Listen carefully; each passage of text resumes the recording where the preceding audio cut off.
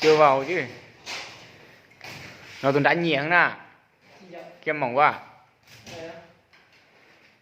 Nó là không đúng tiêu chuẩn của nó.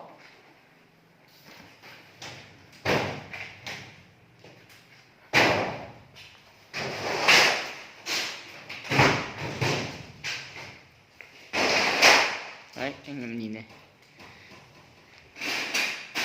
Cái này Sido người ta xây nó sẽ hay bị đấy ra lại.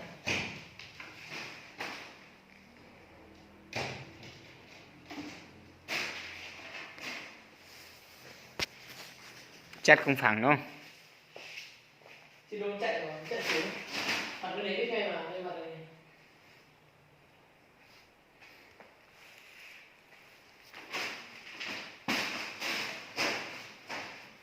Sợ nó cháy của mình. Bỏ ra. Bỏ ra. Bỏ ra.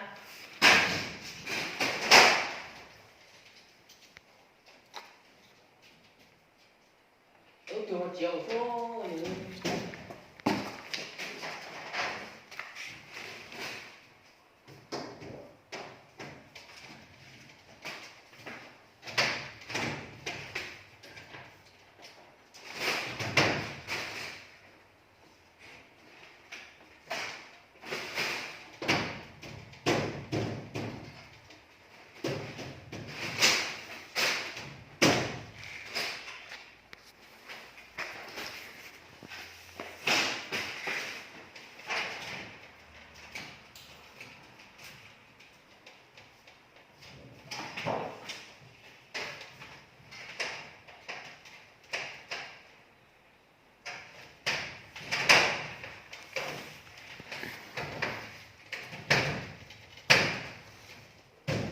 Đi nhé.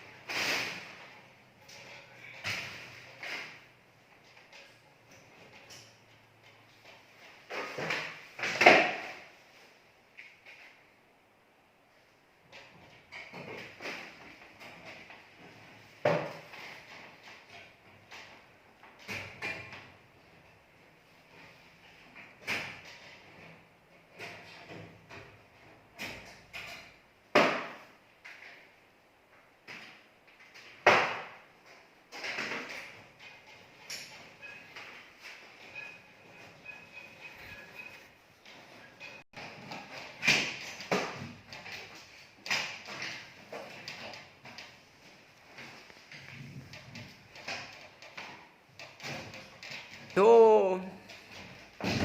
Đó.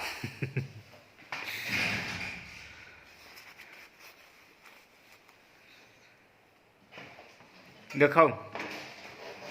Không được.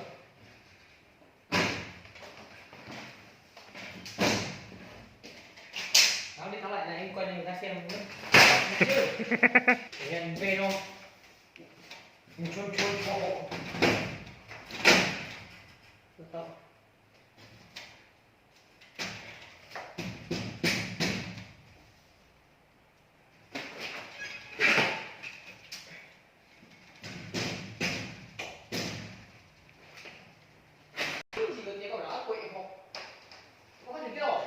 Chúng ta không.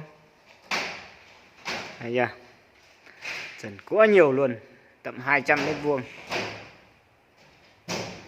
Đây là bóng điện nha.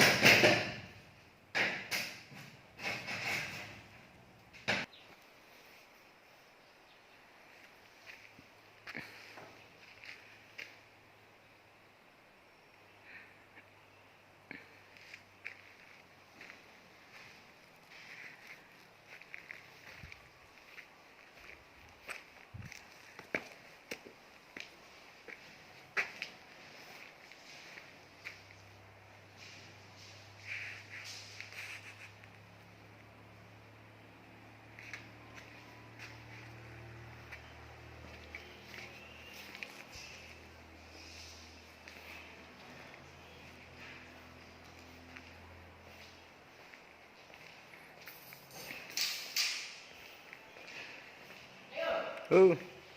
Nó muốn rồi, không mẹ hạt nấu cơm. Ừ.